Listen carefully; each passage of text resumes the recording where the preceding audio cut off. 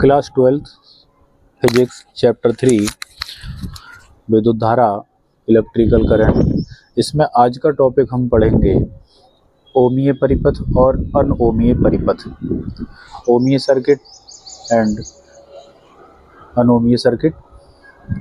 तो पहले पढ़ने जा रहे हैं हम ओमीय परिपथ।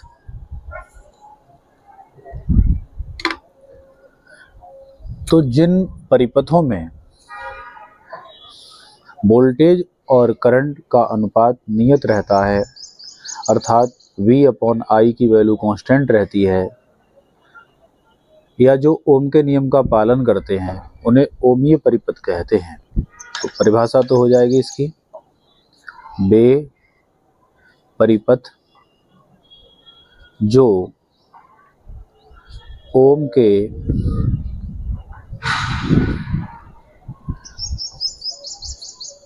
नियम का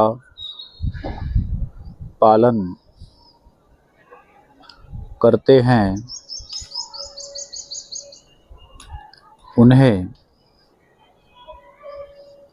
ओमीय परिपथ कहते हैं।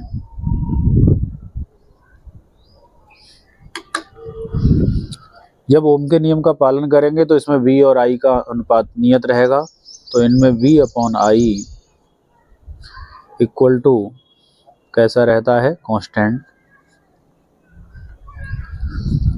इसके जो एग्जाम्पल हैं, आखिर ओमीय परिपथ हैं कौन कौन, तो जितने हमारे धातुओं के तार हैं, चांदी का तार, सोने का तार, एल्युमिनियम का तार, वो सब ओमीय परिपथ की कैटेगरी में आते हैं। Ag, Cu, Al आदि के तार। एक इनमें विशेष बात और, जब वोल्टेज और करंट का रेशियो कांस्टेंट रहेगा तो इनके बीच में अगर ग्राफ खींचा जाए तो जो ग्राफ होगा वो सरल रेखा प्राप्त होगा। ये एक्स अक्ष और ये वाई अक्ष, इस अक्ष पर करंट ले ली, इस पर वोल्टेज, और इनके बीच जो ग्राफ लिया जाएगा, ग्राफ खींचेगा, तो वो स्ट्रेट लाइन आएगी, सीधी रेखा आएगी, जो दर्शाएगी कि V/I की वैल्यू कांस्टेंट है।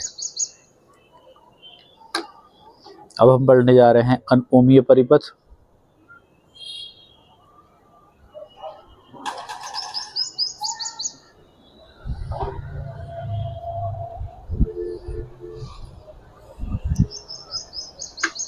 तो वे परिपथ या वे सर्किट जिनमें ओम के नियम का पालन नहीं होता, अर्थात जिनमें V/I की वैल्यू कांस्टेंट नहीं रहती, वो अनओमीय परिपथ कहलाते हैं।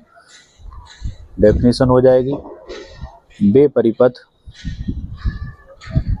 जो ओम के नियम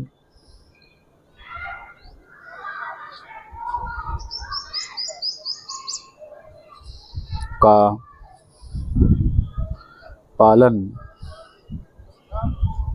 नहीं करते, उन्हें अनओमीय परिपथ कहते हैं।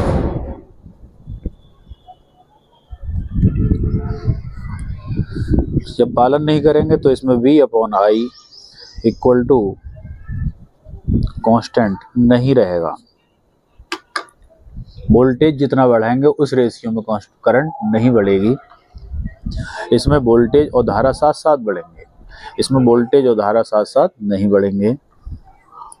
अब इनके एग्जाम्पल कौन कौन है आखिर अनओमीय परिपथ के, तो एक तो हमारा होता है डायोड,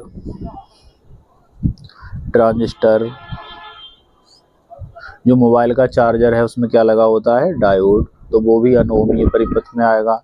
ट्रांजिस्टर में करंट बहेगी जो इन्वर्टर में होता है, बैटरी के करंट को एसी करंट बनाता है, वो उसमें भी अनोमीय परिपथ होगा।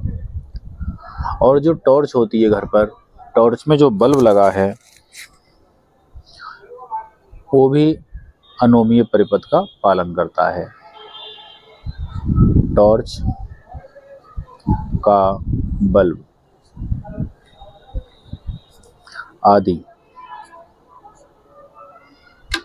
जब ये पालन नहीं करते, V/I की वैल्यू कांस्टेंट नहीं रहती, तो इसमें अगर वोल्टेज और करंट के बीच ग्राफ खींचा जाएगा तो जो ग्राफ होगा वो देखिए किस तरह का आएगा।